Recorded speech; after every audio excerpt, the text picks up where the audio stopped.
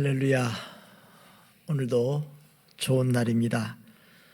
하나님께서 오늘 우리에게 새날을 맞이하게 해주시고 이 새벽을 깨우며 주님을 만나고 주의 말씀 듣고 주님과 교제하는 시간을 주셨습니다. 오늘도 사모하는 마음으로 이제 찬송함으로 주 앞에 나아갑니다. 찬송가 415장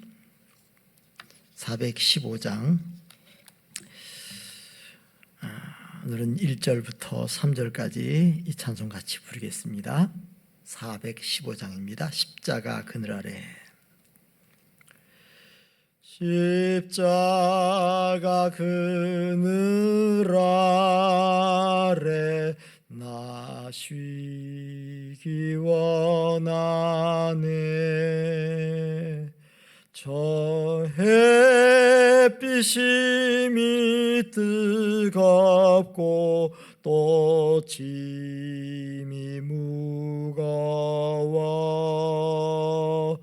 이 광야 같은 세상에 늘 방황할 때에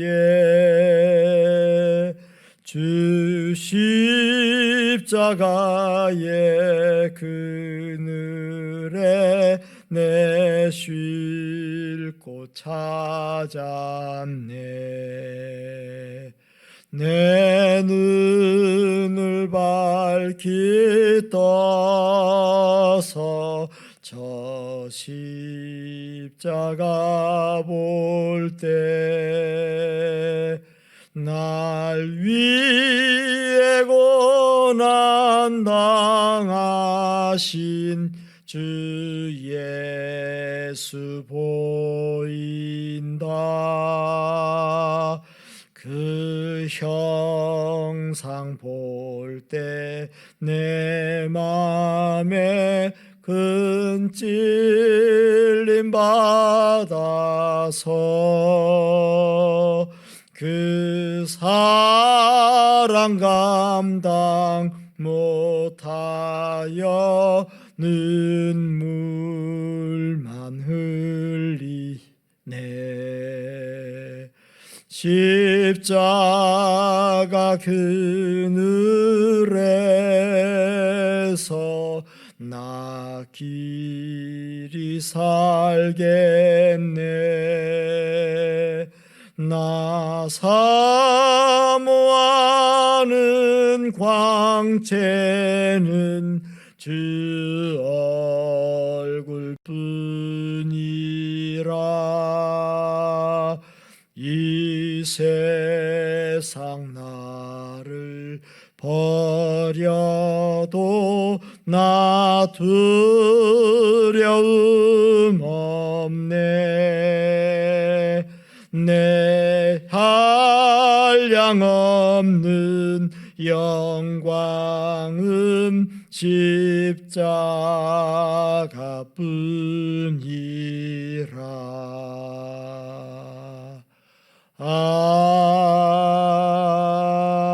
아멘.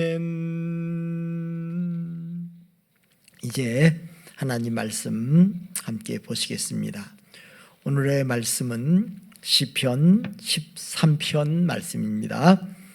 시편 13편 1절에서 6절 말씀 제가 봉독할 때에 여러분들도 함께 말씀을 봉독하시기 바랍니다.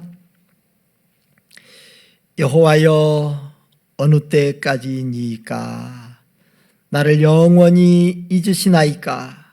주의 얼굴을 나에게서 어느 때까지 숨기시겠나이까? 나의 영혼이 번민하고 종일토록 마음에 근심하기를 어느 때까지 하오며 내 원수가 나를 치며 자랑하기를 어느 때까지 하리이까? 여호와 내 하나님이여, 나를 생각하사 응답하시고 나의 눈을 밝히소서. 두렵건대 내가 사망의 잠을 잘까 하오며 두렵건대 나의 원수가 이르기를 내가 그를 이겼다 할까 하오며 내가 흔들릴 때에 나의 대적들이 기뻐할까 하나이다. 나는 오직 주의 사랑을 의지하여 싸우니 나의 마음은 주의 구원을 기뻐하리이다. 내가 여호와를 찬송하리니 이는 주께서 내게 은덕을 베푸심이로다. 아멘.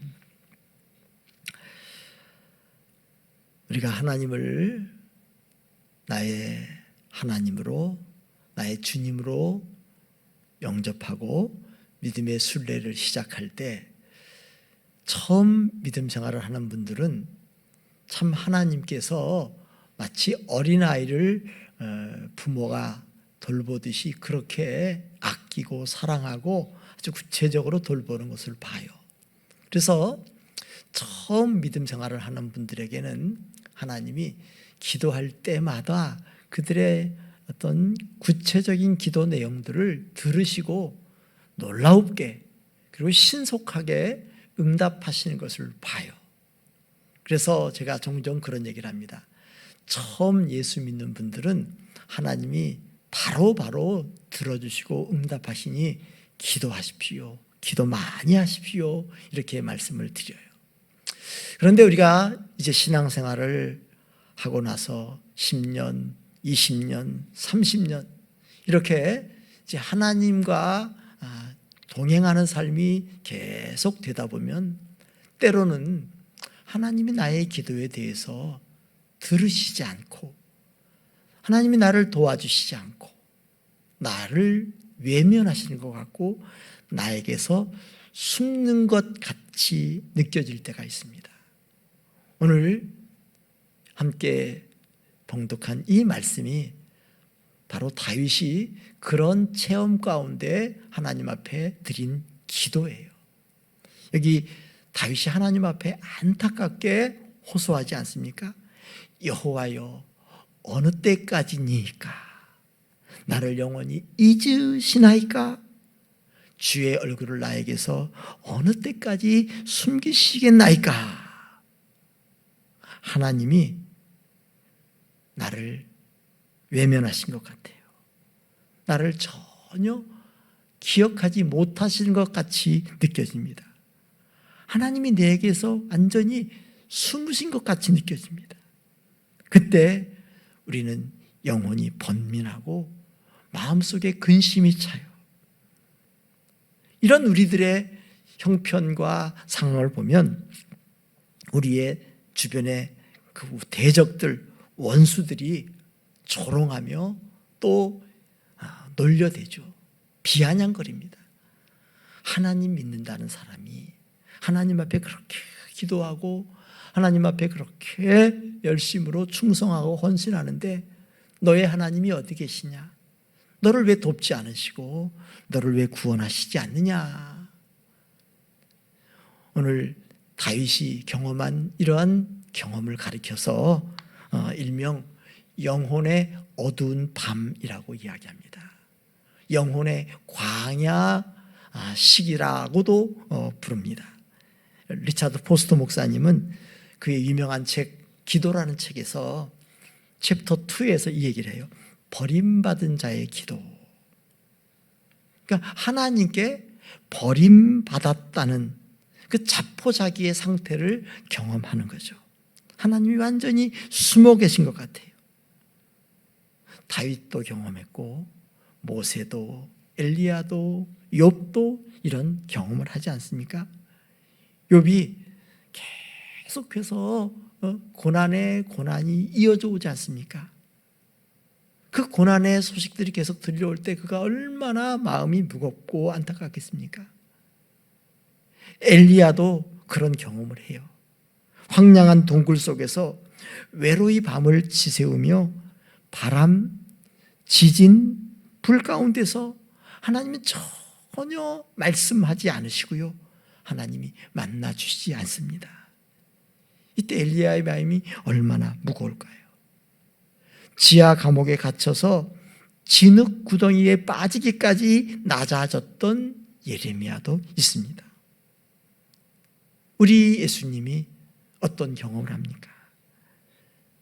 채찍질 당하시고 십자가 지고 골고다에 올라가서 십자가에 달려 외치십니다. 부르짖습니다. 나의 하나님, 나의 하나님, 어찌하여 나를 버리시나이까? 그런데 예수님이 십자가에서 어찌하여 나를 버리시나이까? 하는데 하나님은 진짜 버린 것처럼 느껴지고 등을 돌린 것처럼 느껴집니다. 우리 예수님이 그런 경험을 하셨듯이 믿음의 사람들은 때로 믿음으로 살다 보면 이러한 영혼의 어두운 밤을 경험합니다. 우리가 이러할 때 어떻게 해야 될 것이냐? 이 리차드 포스트 목사님이 버림받은 자의 기도에서 이렇게 얘기를 합니다. 꼭 알려주고 싶은 것이 있대요. 하면서 이렇게 얘기해요. 숨어 계시는 하나님으로 인해 수목을 말리는 것과 같은 뜨거운 바람을 맞을 때 그것이 하나님이 당신을 기뻐하시지 않는다거나 당신이 성령의 역사에 민감하지 않다는 것을 뜻하지는 않는다는 것입니다.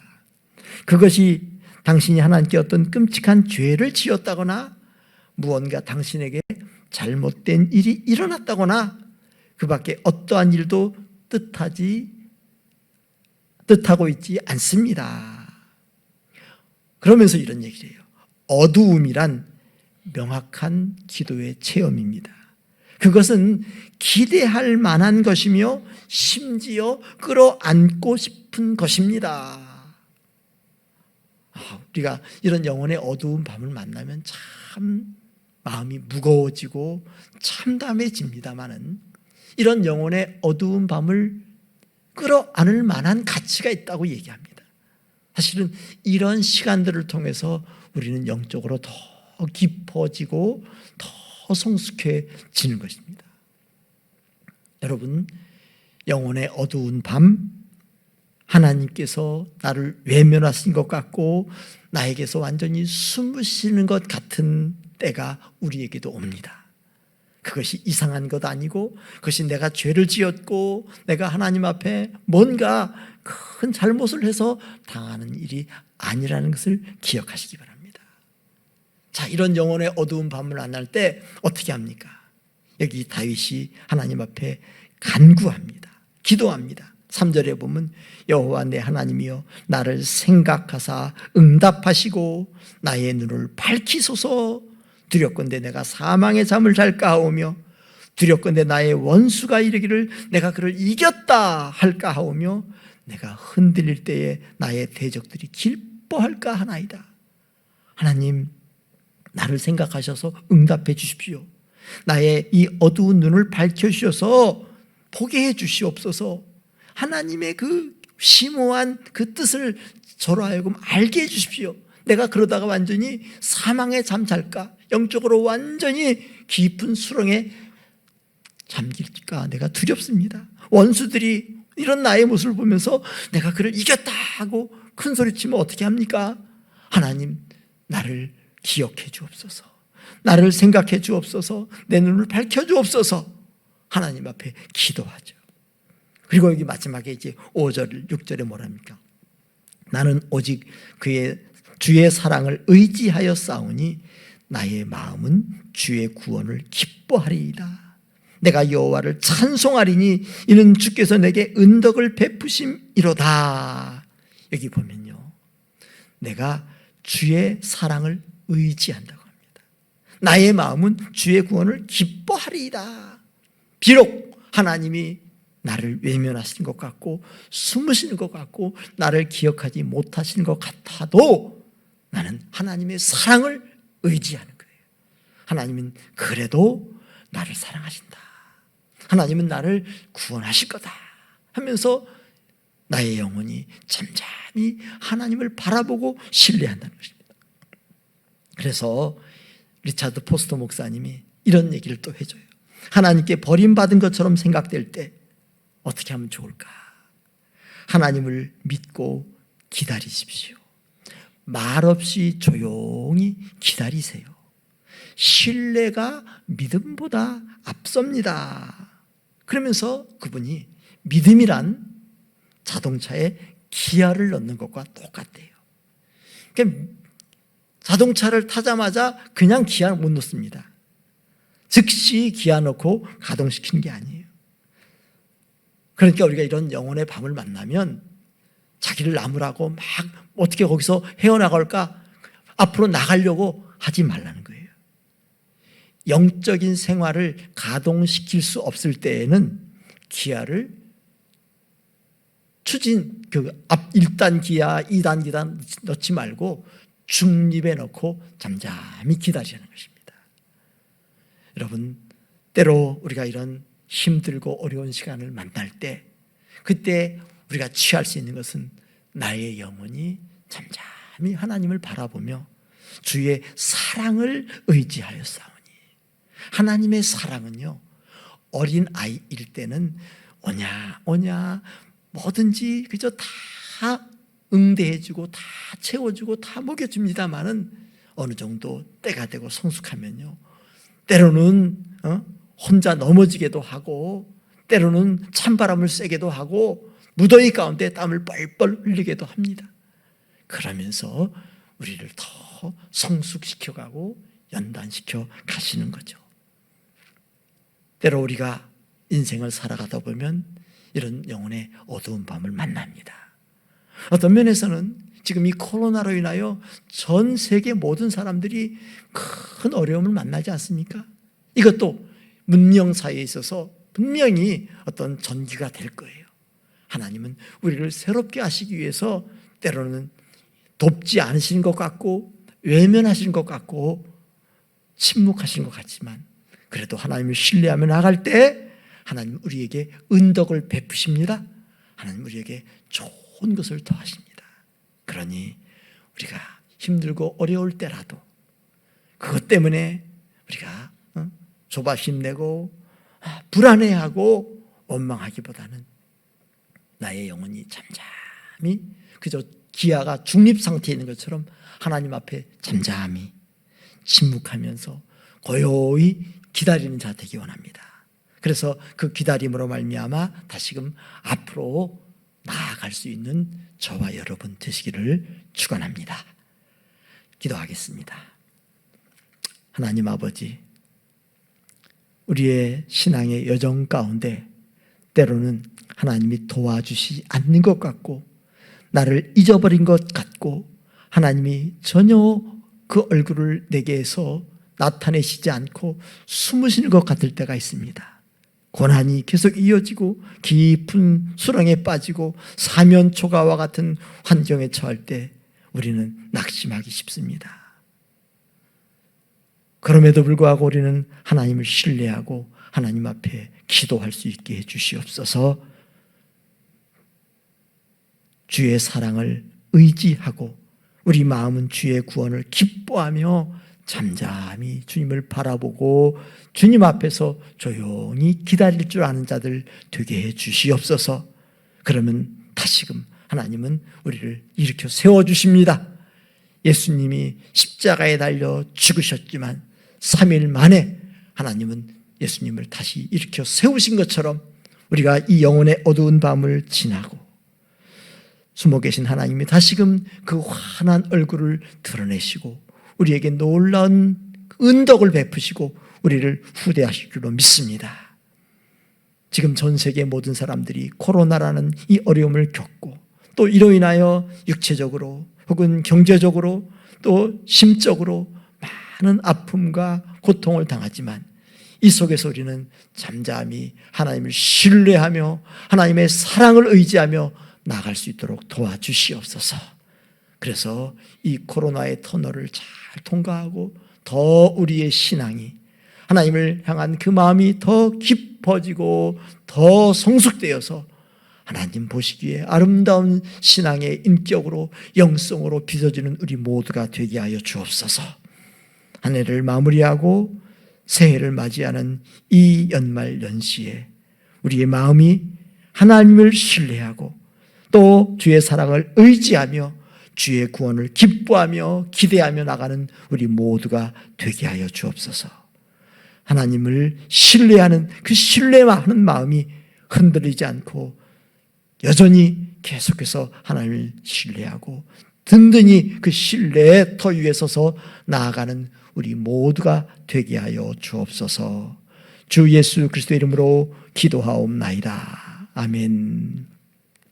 하늘에 계신 우리 아버지, 아버지의 이름을 거룩하게 하시며 아버지의 나라가 오게 하시며 아버지의 뜻이 하늘에서와 같이 땅에서도 이루어지게 하소서. 오늘 우리에게 일용할 양식을 주시고 우리가 우리에게 잘못한 사람을 용서하여 준 것 같이 우리 죄를 용서하여 주시고 우리를 시험에 빠지지 않게 하시고 악에서 구하소서. 나라와 권능과 영광이 영원히 아버지의 것입니다. 아멘. 오늘도 좋은 날 주님과 함께 동행함으로 하나님께 영광 돌리고 여러분 마음에는 평강이 넘치고 많은 주변의 사람들에게는 주의 사랑을 증거하고 나누는 복된 날 되시기를 원합니다.